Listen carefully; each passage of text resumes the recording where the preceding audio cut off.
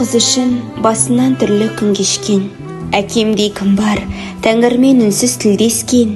Ең мықты адам, ең жақсы адам кім десе, әкемді шіркін көрсетуші едім бірдестен. Тәңірім қалап, бақытын тапқан анамнан, әкемдей кім бар, жүрегі нұрдан жаралған. Ең үлкен бақыт, ең ұлы дана кім десе, әкемді тағы көрсетуші едім нәр алған. Қызым деп жанын, бәрінде қиған ұлым деп, әкемдей кім бар болса көрсет бірін кеп. Ең адал адам, ең ғажап адам кім десе, әкемді қайта көрсетуші едім күлімдеп. Ол барда менің жүгерім мүлде шығылмас, әкемдей кім бар, әкемдей адам туылмас. Ең көркем адам, ер жүрек адам кім десе, әкемді тағы көрсетуші едім мұным рас. Әкемдей кім бар, әкемдей енді туылмас. Әбден ұлы аман келді. Біз үшін жай ғана әке емес, шаңырағымыздың тірегі, жүрегіміздің жылуы болды. Әкеміз 1955 жылдың 30 қаңтарында Әбден атамыз бен Үкібас әжеміздің отбасында дүниеге келген. 8 баланың 5-шісі. Әрқайсысы өз орнымен қадірлі, өз қасиетімен ерекшеленсе де, әкеміз бала күннен ақ елгезек мінезі, алғыр ойымен көзге түсетін. Бірге туғандарына өте адал болатын.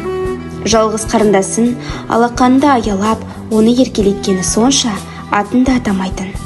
Ағаларына қарсы келмей, әрдайым сый-құрметпен қарайтын. Ағаларынан кейін жеңгелерін де ерекше сыйлап, оларға еркелеп ойнап жүретін. Бауырларына да демеу болып, қолынан келген көмегін аямайтын. Әуелі өз қамын емес, әрқашан бірге туғандарының қамын ойлап тұратын. Әкеміз ұзақ жылдар бойы нефтебазда қызмет жасады. Жұмыстастарының алдында үлкен сый-құрметке ие болды. Кім қиналса да қол ұшын созып, қолынан келгенше жәрдемдесіп, жанашырлығымен көптің алғысына бөленді. Әрдайым жолдастарын қасына жинап алып, бәрі мәре-сәре болып, әңгіме дүкен құрып, карта ойнайтын. Сол сәттердің өзі әкеміздің адамдарды бір ортаға топтастыра білетін қасиетін көрсететін. Өзі туып өскен ауылына да талай еңбегі сіңді. Ел жұрттың игілігіне аянбай қызмет етті. Әкеміз 2 ұл мен 3 қыздың ардақты әкесі. Анамыздың нағыз өмірлік серігі, Құдай қосқан қосағы болды. Қыздарының қорғаны болып, еркелетіп өсірді. Ұлдарына нағыз ер азамат қандай болу керектігін өз өнегесімен үйретіп кетті. Көзі тірісінде немерелерінің сүйікті атасы болып, оларды мейірімге бөледі. Әкемізге деген құрметтің негізін қалаған анамыз деп ойлаймын. Мамамыздың папан шешеді, папан біледі, папаңнан сұра деген тәрбиесі бізді әрдайым әкеге қаратып отырды. Папа ешқашан дауыс көтеріп сөйлемейтін, тек қабағымен ақ бәрін түсіндіретін. Қалай ерке болсақ та, сол қабақ бізге тәрбие болды. Әкеміз қонақжайлылығымен де елдің ыстық ықыласына бөленген жан еді.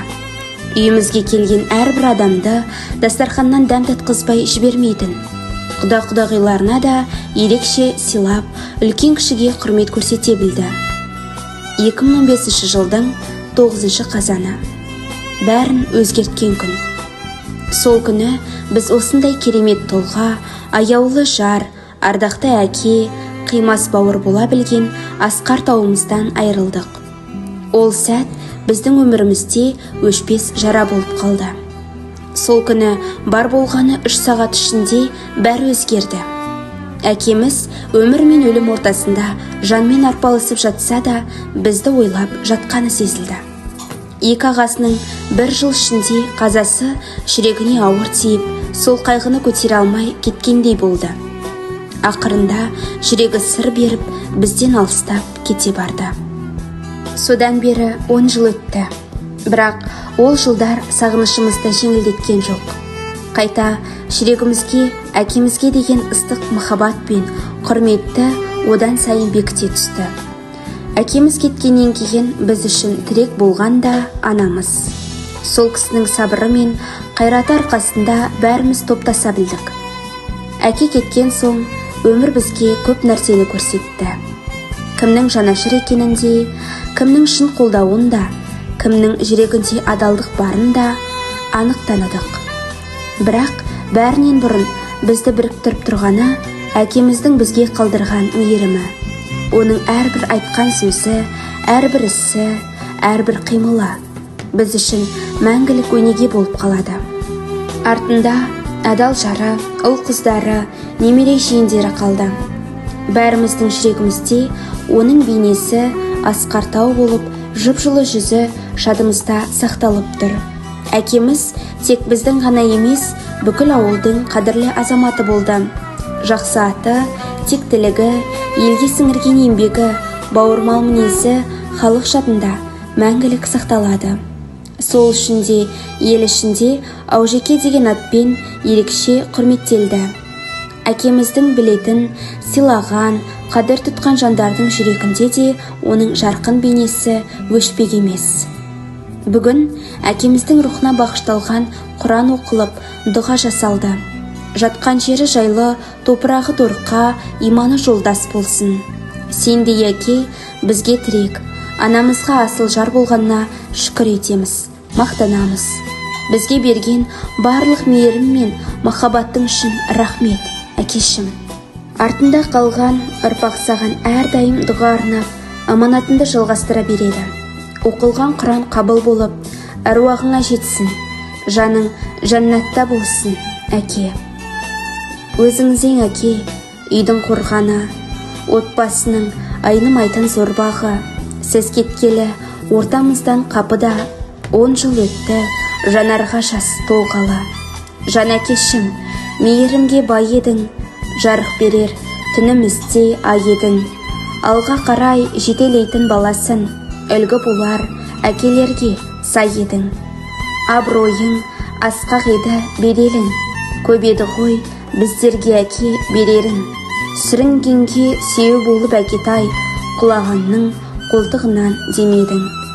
Әлі де әке боп тұрасыз келердей, күлім қағып есіктен сіз енердей. Өзіңізбен әңгіме қып қайтадан, көңіл шіркін үн қатады көрердей. Сіз кеткенде құлағандай тауымыз, қурағандай бақшамызда бауымыз. Әкеміне қаншама жыл өтсе де, жабырқайды сағыныштан жанымыз. Кетсең де әке бізден алыс жырақтап, балаларың үмітіңді жырақтап. 10 жыл өтсін, мейлі өтсін 120, жүректесің, қаласын сен тұрақтап.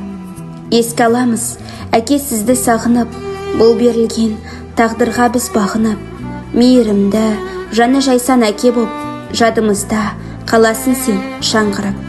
Өшпейді әке, сенің жаққан шырағың, тоқтамайды сусындаған бұлағың. Немерелер жалғайды әке күніңді, сізге арнап таусылмайтын жыр әнін. Жарық болсын әке жатқан жеріңіз, жұмақ болып паналайтын төріңіз. Дұға етеміз, еске алып біз сізді, жүректесіз мәңгілікке сеніңіз.